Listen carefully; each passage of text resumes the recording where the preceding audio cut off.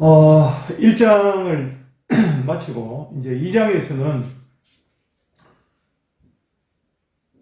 IMC 이야기는 조금, 일단 IMC, 우리가 마케팅 커뮤니케이션 이야기를 하려면, 지난주와 지지난주에 이야기했다시피, 이게 이제 마케팅 개념에 대한 이해가 좀 필요합니다. 그래서, 2장에서는 마케팅 목표와 마케팅 전략에 대해서 설명을 드리도록 하겠습니다. 먼저 마케팅 개념과 마케팅 목표, 그 다음에 이제 두 번째 파트에서 마케팅 전략 수립에 대해서 진행을 하도록 하겠습니다. 이게 이제 우리가 계속 동영상으로 이렇게 하다 보니까 여러분들의 학습량도 좀 많아지는 것 같고 저의 이제 수업량도 좀 많아지는 것 같습니다. 하지만 어쩌겠습니까? 이게 코로나19 사태가 빨리 종결되지 않는다면 계속적으로 다음 주에도 또 이렇게 영상물로 강의를 해야 될 것 같아서 좀 안타깝고 합니다만은 수업에 좀 집중해 주시고 계속적으로 수업에 좀 신경을 써주셨으면 고맙겠습니다. 자, 먼저 마케팅 개념과 마케팅 목표에 대해서 설명드리겠습니다. 마케팅 개념, 우리가 지금 배우는 과목이 마케팅 커뮤니케이션 아닙니까? 그죠? 그렇기 때문에 이제 커뮤니케이션은 사전적 의미로 의사소통, 소통하는 겁니다. 고객과. 뭘 소통하는 거예요? 기업의 마케팅 활동을, 마케팅을 소통하는 거예요. 마케팅을 어떻게 하고 있는지를 소통을 하는 것인데, 앞서 이야기했다시피 브랜드가 마케팅의 산물이잖아요. 그죠? 브랜드명이 어떻게 보면 기업이 제시하고자 하는 가치의 함축물입니다. 저도 이름 허원현, 이름 석자로 불리지만 저를 설명하기에는 여러 가지 필요합니다. 예를 들어서 키는 몇 센치, 얼굴은 어떻게 생겼고, 이게 다 필요 없어요. 허원현 이름 석자만 기억하면 그 사람에 대한 이미지, 인지도 이게 다 나오듯이 기업도 마찬가지입니다. 브랜드명만 제대로 짓고 그것을 제대로만 가치에 맞춰서 하게 되면 상당히 커뮤니케이션 하기가 쉬워지죠. 자, 그런 것입니다. 그래서 그런 이야기를 쭉 계속 할 건데 마케팅 개념에 대해서, 컨셉에 대해서 이야기하겠습니다. 컨셉. 우리가 본 서적에서는 마케팅 컨셉을 이렇게 이야기를 하고 있습니다. 고객의 충족되지 않는 욕구를 파악하여. 선정된 표적 시장. 이게 타겟이죠. 타겟 마켓. T죠. 그러니까, 세그멘테이션. 시장 세분화를 통해서 타겟을 선정합니다. 타겟으로 선정된 표적 시장 내의 고객에게 경쟁사보다 우수한 가치를 창출하고, 이를 효과적으로 커뮤니케이션 하려는 고객 지향적 사고. 이게 이제 마케팅 커뮤니케이션, 즉 마케팅 개념이라고 이해를 하시면 되겠습니다. 그러니까 중요한 것은 어떻게 됩니까? 커뮤니케이션을 함을 통해서 뭘 합니까? 교환을 하겠죠. 그죠? 교환을 하기 위해서. 핵심은 뭡니까? 교환하기 위해서. 핵심은 돈을 벌기 위해서. 경쟁 때문에. 경쟁이 없으면 커뮤니케이션을 이렇게 돈 들여서 신경을 써서 할 필요가 없어요. 그러니까 치열한 경쟁. 경쟁은 국내 국외를 막론하지 않고 지금 글로벌 상황에서 경쟁을 합니다. 이 경쟁 상황 속에서 효과적으로 알리기 위한 목적. 여기 이제 마케팅 개념이라고 볼 수 있겠고요. 자, 그 다음 마케팅 과정은 어떻습니까? 마케팅 프로세스는 이렇게 설명을 할 수 있겠죠. 시장 기회 분석, 경쟁 상황 분석, 표적 시장 선정, 그러니까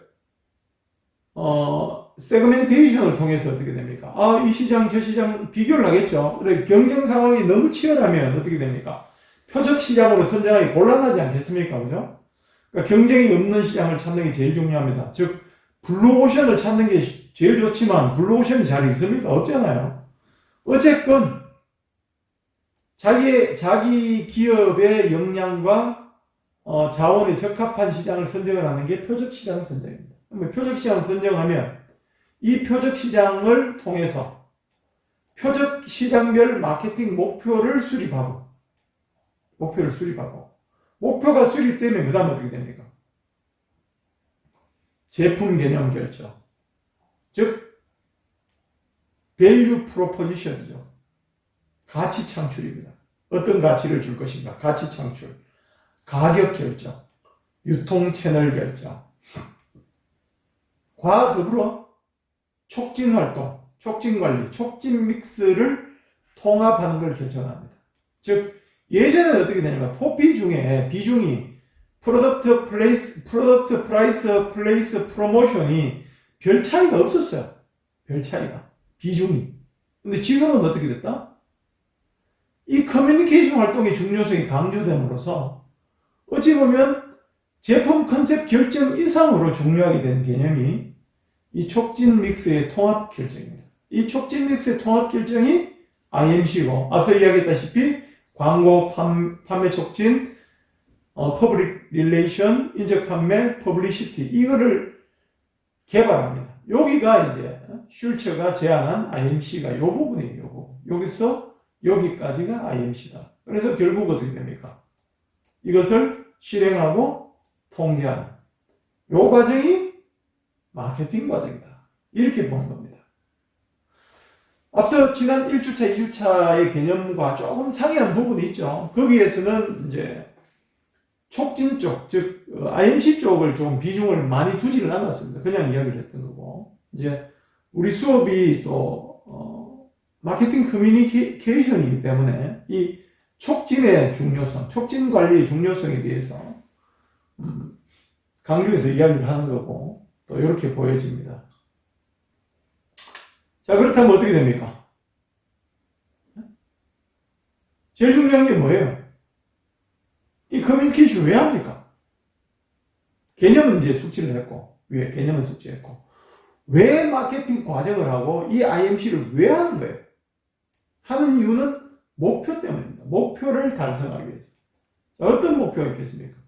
마케팅 목표는 여러 가지 목표가 있겠죠. 예를 들면 마케팅 프로그램 실행을 통한 일정 기간에 이루고자 하는 정량적 목표가 있을 수 있습니다.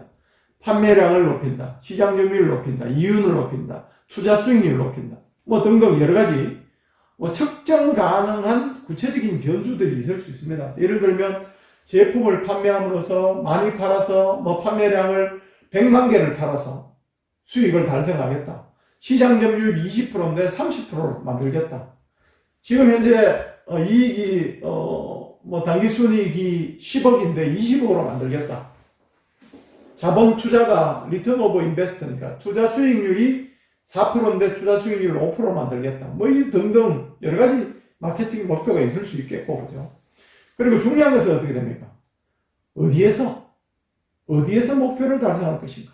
또 언제까지 달성할 것인가를 명시하는 게 중요합니다. 이렇듯이 이제 IMC든 우리가 보면 커뮤니케이션 핵심은 뭐예요? 수익, 점유율, 판매량, ROI 이게 핵심이에요. 이게 마케팅 목표입니다. 하지만 IMC 목표는 달라요. IMC 목표는 통합 마케팅 커뮤니케이션 목표는 마케팅 목표를 달성하기 위해서 어떻게 됩니까? 인지도를 높인다, 이미지를 높인다, 사도록 만든다 이런 세부적인 커뮤니케이션 활동과 관련된 목표죠.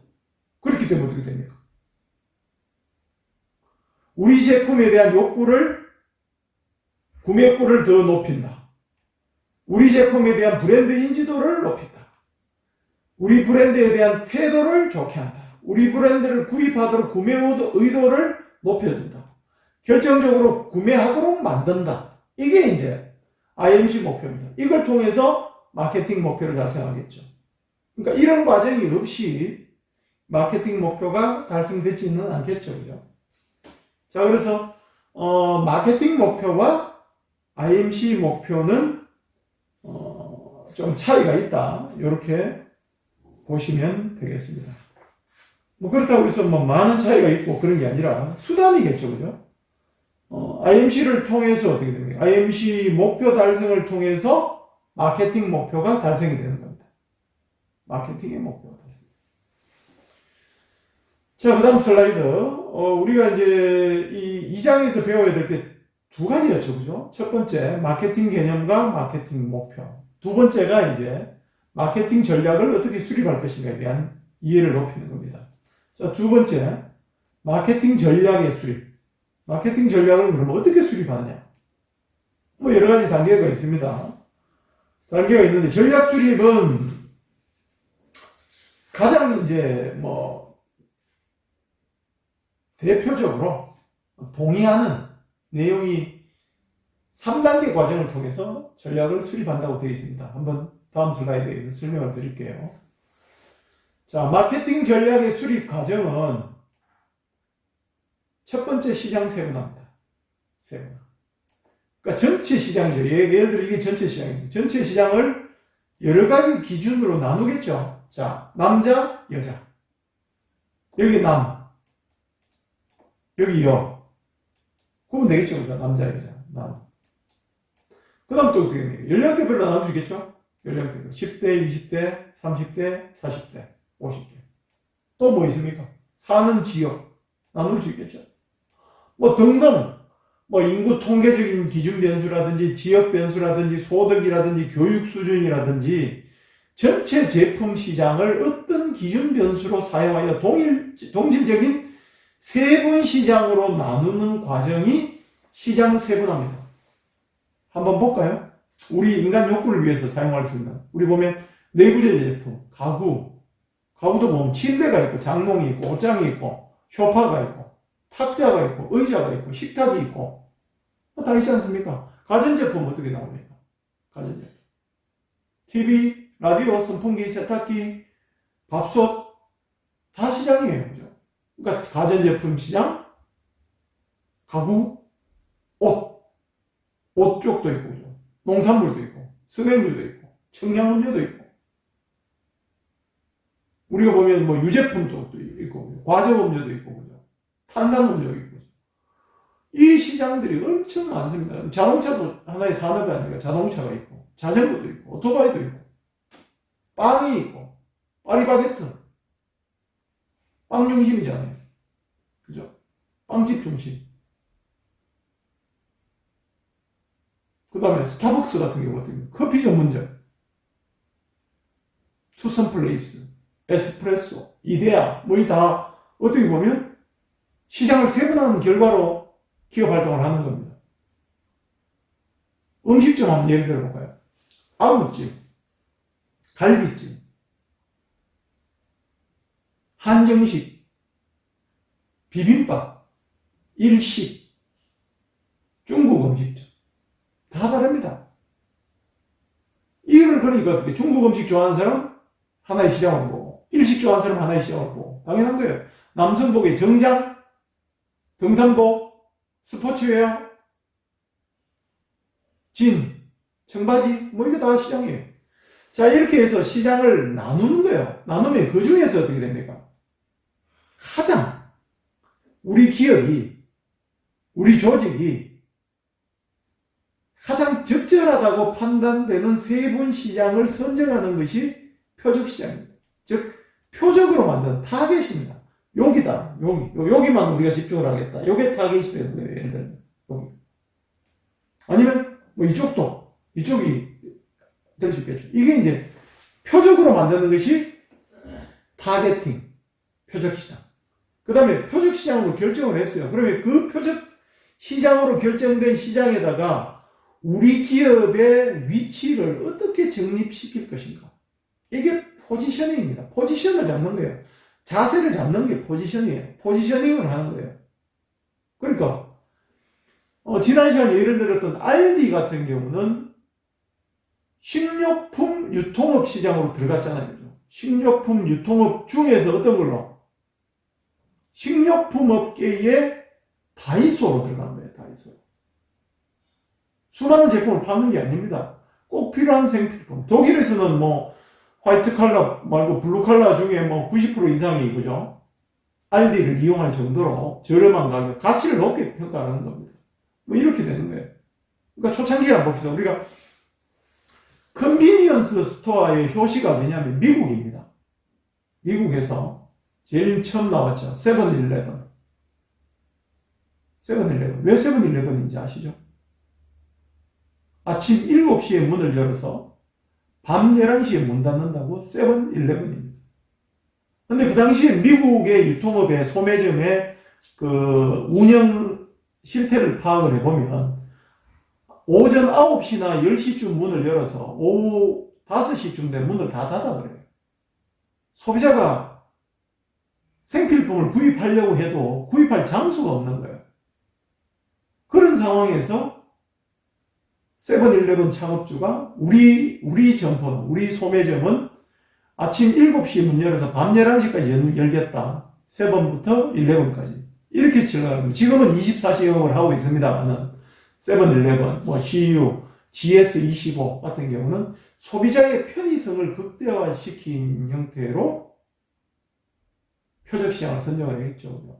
대형마트들은 그렇지 않지 않습니까? 특히나 뭐 코스트코 같은 게 현재 대형 창고형 소매점 아닙니까? 이렇듯이 표적을 누구로 할 것인가? 표적시장 선정. 그 다음 그 표적시장 내에서 어떻게 포지셔닝 할 것인가? 이게 이제 경쟁력 위치를 정립하는 과정. 그래서 우리가 이야기하는 게 STP라고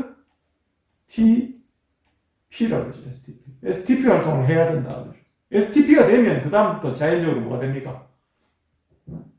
그 STP의 기준에 의거 포피 관리가 되는 거예요. 포피. 제품 관리, 가격 관리, 유통 관리, 촉진 관리가 이루어지는 거예요. 이렇게 해서 이루어지면서 제일 중요한 게 뭐다 그랬습니까? 우리가 커뮤니케이션, IMC, 통합적으로 뭐까지 제품 관리도 IMC 차원에서, 가격 관리도 IMC 차원에서, 유통 관리도 어떻게 IMC 차원에서 해야 된다. 커뮤니케이션이 제일 중요한 시대가 됐다. 이렇게 해서 우리가 마케팅 커뮤니케이션 수업을 하고 있는 겁니다.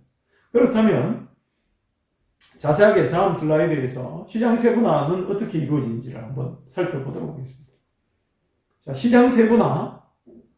여러 가지 변수를 가지고 시장을 나눌 수가 있습니다. 시장 세분화. 자, 시장 세분화의 첫 번째 이제 변수가 소비자 특성입니다. 소비자 본인이 갖고 있는 특성에 의거 나눌 수 있겠죠. 앞서 이야기했습니다. 지리적 변수. 소비자가 거주하고 있는 지역적 특성. 요즘은 지역적 특성이 거의 없죠. 왜냐하면 우리나라 같이 택배 산업이 발달한 나라 같은 경우는 뭐 섬에 살든지 산골에 살든지 뭐 만 하루만 지나면 다 물건을 받을 수 있습니다. 모바일 환경만 된다면. 그죠? 그렇기 때문에 지리적 변수는 크게 의미가 없지만 과거에는 이게 지리적 변수가 상당히 중요한 그 위치를 차지하고 있었습니다. 특히 소매점 매장을 열 경우에, 그러니까 도시권 우선 출점하지 않습니까? 울산 같은 경우도 버거킹 매장이 지금 몇 군데가 없어요. 맥도날드 매장도 몇 군데 없습니다. 근데, 동네별로 다 있는 거 아니잖아요. 그죠? 그렇듯이 지리적 변수가 상당히 중요한 요건이 될 수 있습니다. 경주에도 버거킹, 맥도날드 있지만은 그 많은 수가 있지 않죠. 그죠? 있는 위치를 한번 찾아보시고. 그 다음에 이제 소비자 특성 변수의 두 번째 변수가 인구 통계적 변수입니다. 데모그래픽스 베리어블스입니다. 그러니까 연령, 나이, 성별, 남녀, 소득 수준 이런 것들이 차이가 있다. 그러니까 나이대별로 관심사가 다르지 않습니까? 남녀별로 또 구매 욕구가 달라지고 소득 수준에 따라서도 우리가 선호하는 브랜드가 다르죠. 그런 것들이 또 인구 통계적 변수고, 그 다음에 심리적 변수가 있죠. 사이코그래픽스 베리어블스. 그러니까 사회 계층, 상류층, 중류층, 하류층. 그 다음에 라이프스타일. LOI를 그러죠. LOI. 그 다음에 개성. 뭐, 이런 것들이 이제 영향을 미칩니다. 이런 것들을 가지고 구분을 할 수 있다는 거죠. A 시장과 B 시장과 C 시장을 구분할 수 있다. 이게 이제 소비자 특성 변수고요. 그 다음에, 두 번째 시장 세분화 변수에 소비자 반응 변수가 있습니다. 그러니까 추구하는 편익이 뭐냐, 베니핏이 뭐냐. 베니핏 상당히 중요한 건데, 가치의 개념일 수가 있죠. 그죠? 어떤 게 가치를 두느냐. 예를 들어서 가격이 싸야 된다 무조건. 어떤 사람은 싼 게 비지떡이라고 그러고, 어떤 사람은 어떻게 싸야 좋다 그러고, 뭐 다르잖아요, 그죠? 우리가 표준적인 제품 같은 경우, 널리 특성이나 품질의 차이가 없는 제품 같은 경우, 가격이 핵심입니다. 그러다 보니까 타이어 같은 경우는 싸게 타이어를 교체해 줄 수 있는 업체가 지금 떠오르고 있죠. 타이어 오뱅크 같은 경우는 전국적인 체인망을 갖고 있습니다. 상당히 또 이용하는 그 소비자층도 많고, 저도 타이어 오뱅크 이용을 해보니 괜찮더라고요. 자, 이런 추구 편익, 그 다음에 사용 상황, 사용량, 브랜드 충성도 등을 가지고 또 시장을 나눌 수가 있습니다. 사용량이 많은지 작은지, 예를 들면 사용 상황이, 예를 들면 봅시다. 여행을 가더라도 출장을 가느냐, 항공편, 신혼여행이냐, 휴가냐, 이런 거에 따라 또 달라질 수 있습니다. 그리고 껌을 씹을 때 식후에 씹는 껌, 운전할 때 씹는 껌, 수험생이 공부할 때 씹는 껌, 이게 다르잖아요, 그죠? 그렇듯이, 그러니까 사용 상황에 따라서도 시장을 나눌 수가 있고, 그 다음에 사용량도 있습니다.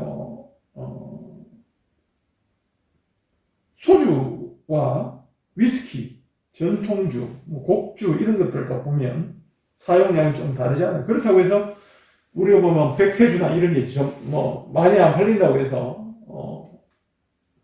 수익이 떨어지는 건 절대 아니지 않습니까? 위스키 많은 사람이 한꺼번에 소비할 수는 없습니다. 하지만 대중적인 소주 같은 게 엄청나게 팔리지만 수익을 얻을 수 있는 마진율이 낮죠. 이런 것들도 사용량과 관련된 거고, 브랜드 충성도 같은 경우는 얼마나 충성적인 고객이냐의 여부에 따라서 전략이 달라지기 때문에 시장 세분화의 변수로 사용이 됩니다. 사용이 되고, 그 다음에 이제 시장 세분화 변수가 갖춰야 될 조건입니다. 어떤 조건이냐?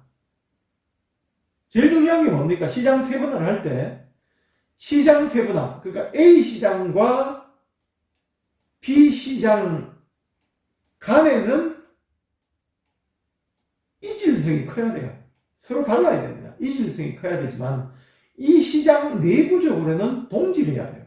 동질. 이해되겠습니까? A 시장의 동질성, A, B 간의 이질성이 강해야 된다. 이게 핵심입니다. 그래야 시장이 나누는 거죠. 세그멘트가 되죠. 그죠? 자, 시장 세분화 변수가 갖춰야 될 것은 측정 가능성, 충분한 규모, 접근 가능성이 있는데, 이것은 이제 여러분들이 예전에 마케팅 원론 시간에 충분하게 배웠으리라고 보고 생략을 하도록 하겠습니다. 이거 이야기하면 끝이 없어요. 수업 진행을 못합니다. 그래서 중요한 조건은 측정 가능성, 규모, 접근 가능성, 요 세 가지라는 거 말씀드리고, 그 다음에 이제 세분 시장의 매력도에 관련된 타겟팅입니다. 타겟팅. 호감이 가야 될 거 아닙니까? 그죠? 내가 할 수 있어야 될 거 아닙니까? 그죠? 내가 자원도 없고 능력도 없는데 그 시장 아무리 매력적이라도 못 들어가지 않습니까? 그러니까 세분 시장이 어느 정도 크기가 커야 돼요. 그리고 성장성이 있어야 됩니다. 그리고 구조적 매력도가 있어야 돼요. 기업의 목표와 가용 자원이 합당해야 됩니다. 기술도 없는데 우리가 보면 아무리 하고 싶다고 해서 전자제품, 스마트폰을 생산할 수 없지 않습니까? 식품업체가. 그죠? 반도체 생산해서 단가 많이 나온다고 아무나 반도체 생산할 수 없지 않습니까? 이렇듯이 자원하고 적합성이 있어야 됩니다. 그 다음에 세분 시장에서 접근용 이성이 있어야 돼요. 요 네 가지를 가지고 매력도를 평가를 하겠죠. 매력도 평가를 하게 되면 어떻게 됩니까? 그 매력도에 따라서 표적 시장을 선정합니다. 표적 시장을 선정하는 방법은 크게 세 가지가 있겠죠. 그죠? 세 가지. 그러니까 비차별적 마케팅 전략, 차별적 마케팅 전략, 집중적 마케팅 전략. 이렇게 있습니다. 자, 한번 봅시다. 세분 시장 간에 좀 차이가 있겠지만은, 비차별은 뭡니까? 하나의 시장에서 마케팅 믹스 동일한 걸 사용해요. 동일한 마케팅 믹스. 동일한 마케팅 믹스. 한 시장에. 이게 비차별입니다. 차별을 안 두는 거예요. 똑같이 합니다. 근데 차별은 어떻게 됩니까? 세부 시장이 약간 겹치겠지만은 A 시장과 B 시장과 C 시장별로 마케팅 믹스를 달리 합니다. 달리. 세 가지를. 달리. 집중하는 뭡니까? 시장 세 개 중에 하나만 합니다. 하나. 이해되시겠습니까? A, B, C 시장의 시장별로 구별 없이 하는 것은 비차별 마케팅 전략. A, B, C 중에 각각 따로 하는 것은 차별적 마케팅 전략. A, B, C 중에 A만 하는 것은 집중적 마케팅 전략. 즉, undifferentiated 마케팅 스트래티지는 차별을 안 하는 거예요. 똑같이 되어간다는 거예요. 차별은 뭡니까? 차별은 곱빼기, 보통, 뭐 이렇게 하는 거. 이게 이제 어찌 보면 차별이잖아요. 그 다음 집중은 뭡니까? 중국집 예를 들어서 중국집의 비차별 마케팅은 뭡니까? 연령, 성별, 남녀 관계없이 우리는 짜장면 한 그릇, 짜장면이나 뭐 여러 가지 짬뽕 뭐 이런 걸로 다 하겠다. 이거는 이제 비차별적 마케팅. 똑같은 맛으로. 근데 차별화 전략은 뭡니까? 매운맛을 쓰니까 뭡니까? 뭐 완전히 뭐 빨간 특 A 매운맛, 특 A 짬뽕 매운맛, B급 매운맛 짬뽕, C급 매운맛 짬뽕 이런 식으로 짬뽕 또 다르게 짜장면 또 다르게 하는 거. 그럼 집중하는 뭡니까? 우리는 해보니까 짜장면, 짬뽕, 뭐 탕수육 다 하는데 너무 힘들어. 짜장면을 특화시켜서 하겠다. 뭐 이러면서 이제 집중적 마케팅 전략. 예를 들면 그렇다는 이야기예요. 우리가 보면 빵도 보면 경주의 황남빵. 남녀, 성별, 연령별로 차별 안 두지 않습니까? 황남빵 메뉴 하나 아닙니까? 그러니까 담는 그 개수에 따라 차이가 있지. 황남빵 한 종류로 다 승부하지 않습니까? 그죠? 근데 경주빵은 조금 다르잖아요. 그죠? 찰보리빵도 뭐 접근을 하고 막 이럽니다. 그죠? 그런 것도 한번 보실 수 있겠고.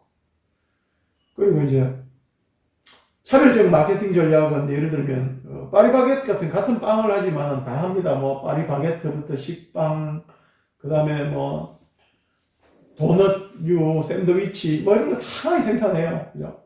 뭐 그런 것도 또 우리가 한번 생각해 보실 수 있습니다. 그러니까 표적 시장 선정 개수는 단일 시장일 수도 있고 한 개 시장만 할 수도 있고 그죠? 한 개 시장 같은 게 집중 마케팅 전략이죠. 그죠? 하나 이상의 시장에 포커스를 맞출 수도 있고 그리고 하나 이상 시장에 서로 다른 마케팅 전략을 통해서 또 진출할 수도 있고 뭐 이렇게 다를 수가 있습니다. 요게 이제 표적 시장 선정 및 진출 전략입니다. 그러니까 여기서는 1번 항목 같은 경우는 세 개의 시장에 하나의 마케팅 믹스로 들어간 거고 두 번째 같은 경우는 세 개의 시장에 세 개의 마케팅 믹스로 진출한 것이고 세 번째 같은 경우는 세 개의 시장 중에 단 하나의 시장에 마케팅 전략을 가지고 진출한 것이라고 볼 수 있겠습니다. 이게 이제 표적 시장 선정입니다. 표적 시장 선정. 자, 표적 시장이 선정이 되면 그 다음에 하는 게 뭡니까? 포지셔닝입니다. 포지셔닝. 즉, 포지셔닝이라는 것은 위상정립이라고도 번역하고 위치를 잡는 겁니다. 어떤 위치? 자, 우리가 보면 한번 봅시다. 뭐 여러 가지 포지셔닝인데 가장 뭐 좋은 포지셔닝이 어떤 겁니까? 어떤 거예요?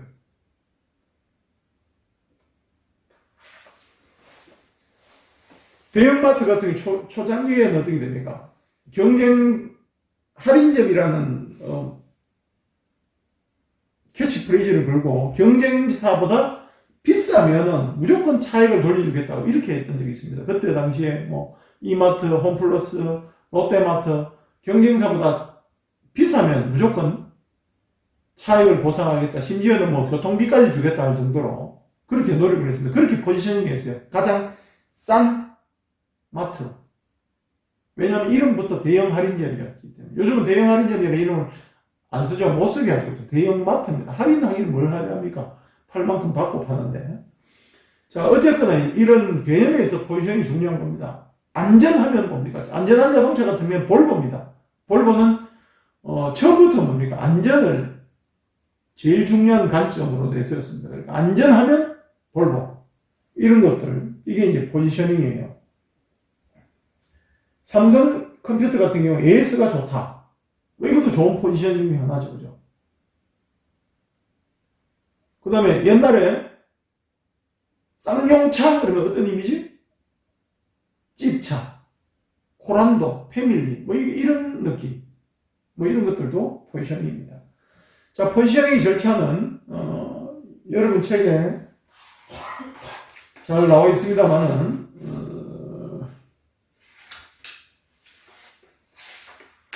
제일 먼저, 77페이지죠. 그죠? 표적시장을 선정합니다. 표적시장 선정.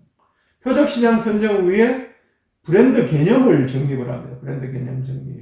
그 다음에 경쟁 브랜드를 확인하고, 그 다음에 기존 포지션을 파악합니다. 기존 업체의 포지셔닝을 파악하고, 그 다음에 이 포지션이 파악되면 향후 포지션을 선정하고, 이 포지션이 선정이 되면 그 포지션에 따라서 커뮤니케이션 수단을 비교 검토해서 IMC 계획을 수립해서 커뮤니케이션 세부 계획 수립까지 가는 것이 제품 포지셔닝 과정입니다. 제품 포지셔닝 과정. 책을 보면 그 79페이지 여기 슬라이드에서는 제가 띄우질 않았는데 79페이지 보시면 그림 2-4에 미과적 음료의 포지셔닝 상황이 있습니다. 미과적 음료. 그러니까 남양 유업이 이제 니어워터가 2% 부족할 때하고 비슷한 형태의 음료입니다. 자, 미과적 음료인 니어워터를 출시하기 전에 이제 당도와 칼로리를 두 가지 기준을 가지고 건강까지 포함해서 보니까 달고 건강에 별로 안 좋은 음료 중에 커피, 콜라, 주스가 이제 자리 잡고 있었고, 그죠? 약간 덜 달면서 건강에 별로 좀 도외시하지 않는 홍차 부분이 있었고, 달지 않으면서 약간 건강에 좋은 게 우롱차, 녹차가 있었고, 그 다음에 야채 음료가 이제 건강에 좋은 음료가 있었고, 기능성 음료가 있었습니다. 그래서 스포츠 드링크와 홍차, 커피, 콜라, 우롱차, 녹차, 야채 음료, 기능성 음료 사이에 보니까 빈 공간이 있는 거예요. 빈 공간이. 빈 공간이 있는 데에다가 이제 제품을 하나 출시를 해야 되겠다 해서 과즙이 들어있습니다만은 약간 희박한 과즙이 들어있는 미과즙 많이 들어있지 않죠. 그죠? 조금 들어있는 음료 시장을 하나를 개척을 했죠. 그게 이제 미과즙 음료라 해서 니어워터 아저씨는 산소 없이 살 수 있나요? 라는 광고 컨셉으로 광고를 했던. 물론 이제 미과즙 음료 시장을 남양유업이 먼저 열었습니다만 롯데칠성에서 바로 따라 붙었죠. 2% 부족할 때로. 그래서 주도권을 완전히 뺏겨버렸습니다. 남양유업이 미과즙 음료 시장을 니어워터로 제일 먼저 열었습니다만 결국 롯데 음료의 2% 부족할 때의 시장을 줘버렸던 그런 결과가 있었습니다. 그래서 포지셔닝은 이제 포지셔닝 맵을 통해서 이렇게 도식화시키면 어디에 포지셔닝을 해야 될지 쉽게 찾아갈 수 있다는 그런 장점이 있습니다. 자, 다음 슬라이드 띄우겠습니다. 다음 슬라이드에는 포지셔닝 전략입니다. 포지셔닝 전략. 그러니까 포지셔닝 자체를 어떻게 할 것인가 유형이 되겠죠. 그러니까 제품 속성에 의한 포지셔닝, 사용 상황에 의한 포지셔닝, 제품군에 의한 포지셔닝, 제품 사용자에 의한 포지셔닝, 경쟁적 포지셔닝, 이런 등등으로 세부적으로 나눌 수 있는데, 앞서 제가 이야기했습니다. 볼보 같은 경우는 세계적으로 안전한 자동차, 볼보하면 안전, 이게 등식입니다. 근데 스웨덴 볼보는 지금 이제 볼보 그룹에서 이걸 팔아버렸죠. 그죠? 팔아서 중국차입니다. 한때 저기 이제 포드사가 인수해서 볼보 브랜드를 가지고 있다가 포드가 이제 경영 위기로 이제 자금난에 조금 시달리다 보니까 지리 자동차에다가 이 볼보를 매각을 했어요. 근데 아직까지도 볼보는 안전한 차라는 포지셔닝을 잡고 있고 이미지로 그런 이미지 광고를 통해서 브랜드 연상, 브랜드 자산을 갖고 있습니다. 그러니까 볼보의 브랜드 자산을 만약에 그 당시 현대자동차가 지리자동차를 제치고 즉 현대자동차 본사 사옥을 짓기 위해서 한국전력의 본사 땅을 구입을 하지 않았다면 지금쯤 현대자동차가 볼보 이미지를 활용을 해서 더 나은 형태의 포지셔닝에 도움이 되지 않을까 하는 그런 안타까운 점도 좀 있습니다. 아우디 자동차도 있죠. 아우디 자동차 같은 경우는 어떻습니까? 콰트로. 그러니까 승용차의 4바퀴, 4휠 드라이브는 최초였거든요. 콰트로. 그런 으로서 이제 스키 슬로프를 거꾸로 올라가는 그런 광고를 통해서 다이나믹한 시선감을 강조하는 포지셔닝을 했고요. 자, 그 다음에 클라이슬러사의 지프 자동차 같은 경우는 고성능 오프로드 자동차로 포지셔닝하고 있습니다. 뭐 이런 것들이 이제 제품 속성에 의한 포지셔닝이 되겠고, 국내 예를 들면 뭐 LG 생활건강의 주겸치약, 주겸치약을 통해서 잇몸 질환을 예방할 수 있다. 이런 것을 이제 포지셔닝하고 있고 있죠. 근데 그에 비해서 뭐 메디안 치약의 덴탈 미백 치약 같은 거는 잇몸 질환보다는 미백 효과. 클로즈업 치약 같은 경우는 입냄새, 뭐 이런 걸 가지고 이제 포지셔닝을 하고 있습니다. 그 다음에 사용 상황에 의한 포지셔닝 예를 들겠습니다. 게토레이 같은 경우는 갈증 해소 음료인데 물보다 흡수가 빨라야 한다. 뭐 이런 식으로 스포츠 음료로 게토레이, 파워에이드, 그 다음에 포카리 스웨트, 뭐 이런 것들이 스포츠 음료로 포지셔닝을 하고 있고요. 뭐 이런 것들이 이제 사용 상황에 관련된 포지셔닝입니다. 그 다음에 예를 들 수 있는 게 이제 제품군에 의한 포지셔닝입니다. 제품군. 그러니까 녹차라는 음료는 커피나 홍차의 대용품으로 우리가 포지셔닝해서 광고를 했던 적이 있겠죠. 그죠? 그래서, 많은 녹차 브랜드들이 보면 카페인이 함유되어 있는 커피나 홍차보다 훨씬 건강이 좋다는 식으로 제품 광고를 하고 있습니다. 그리고 세안용 비누인 도브 비누 같은 경우에 기존 비누 제품과는 달리 건성 피부 여성에게 적합한 제품이다. 그러니까 마른 피부를 촉촉하게 만드는 비누다. 이렇게 해서 포지셔닝에서 도브가 성공을 했습니다. 도브 알죠? 도브.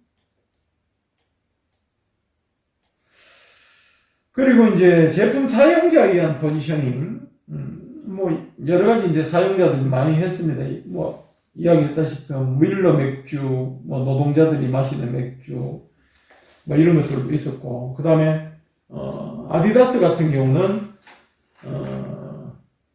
리오넬 메시를 광고 모델로, 나이키 같은 경우는 크리스티아누 호날두, 뭐 질레트 광고 같은 경우 그 당시에 뭐 박지성이 등장이고 요즘은 손흥민이도 이제 그 면도기 광고를 하지 않습니까? 남자 뭐 이런 것들. 그리고 특정 사용자 유형과 연계되어 포지셔닝을 하는 그런 경우도 있습니다. 그 다음에 이제 다섯 번째가 이제 경쟁자와 비교해서 포지셔닝하는 경우가 있습니다. 뭐 대표적인 예를 들면 메일유업의 바나나는 원래 하얗다. 그러니까 빙그레 바나나 우유가 원조지 않습니까? 그죠? 빙그레 바나나 우유가 원조인데 그 바나나 우유 색깔이 노랗지 않습니까? 근데 바나나는 껍질이 노랗지 속이 노랗지 않죠. 그죠? 그러다 보니까 바나나는 원래 하얗다. 이래서 색소를 뺀 바나나 맛 우유를 광고를 통해서 소비자에게 알렸던 그런 게 있고요. 그리고 외국계 렌터카 회사인 에이비스사 같은 경우는 1위 브랜드였던 허츠보다 시장 점유율이 낮기 때문에 스스로 어떻게 보면 우리는 2등입니다. 그래서 더욱 노력합니다라는 광고로 상당 부분 그 시장 점유율을 따라잡았던 그런 경쟁적 포지션, 그러니까 경쟁사를 쉽게 말하면 긁고 넘어지는 그런 활동을 하는 포지셔닝이 경쟁적 포지셔닝이라고 했죠. 경쟁적 포지셔닝. 자, 그 다음 여러 가지 내용들이 있습니다만은 일단 예를 한번 마지막 슬라이드입니다. 한번 띄워보겠습니다. 그러니까 주경 광고 같은 경우는 이렇게 주경 광고. 평생 잇몸 건강. 질레트 같은 경우는 질레트 퓨전, 박지성을 모델로 했던 경우도 있고, 그 다음에 이제 남양유업 같은 경우는 바나나는 원래 하얗다. 그러니까 껍질이 노랗지 속살은 하얗잖아요. 그죠? 그러니까 지금까지 빙그레가 만들어서 소비자들이 마셨던 바나나 맛 우유는 사기를 당했다. 뭐 이거하고 똑같죠. 그죠? 그러니까 노란색은 없다. 이런 얘기입니다. 그래서 바나나는 원래 하얗다.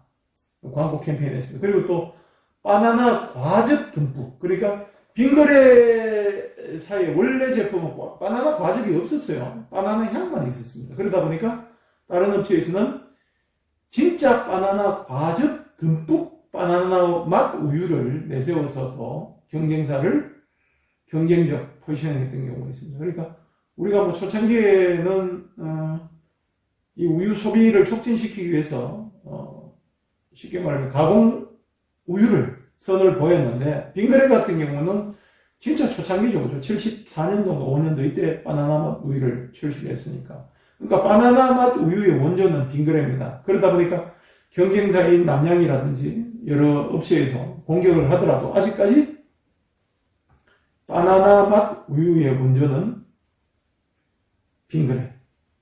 이게 마케팅 법칙이에요. 마케팅이 참 최초 영역의 법칙이라는 게 있습니다. 최초로 한번 자리를 잡으면 웬만해서는 그 자리를 뺏기질 않습니다. 왜냐하면 우리의 인간의 기억 능력에 한계가 있거든요. 기억 능력의 한계 때문에 최초는 영원히 기억됩니다. 최초를 꺾으려면 최고가 돼야 되는데 최고가 되는 길은 쉽지 않은 길이거든요. 여러분한테 퀴즈를 내면 바로 여러분 알 수 있습니다. 달에 첫 발을 내디딘 사람 누군지 아십니까? 3명이 같이 오죠. 아폴로를 타고. 근데 첫 발을 내디딘 사람은 닐 암스트롱입니다. 같이 간 사람은 아무도 이름 기억 못해요. 대부분 사람들. 그냥 아폴로에 대해서 관심 있는 사람은 3명 이름을 다 기억하지만 대부분의 지구인들은 단 한 사람, 닐 암스트롱만 기억합니다. 이렇듯이 기업의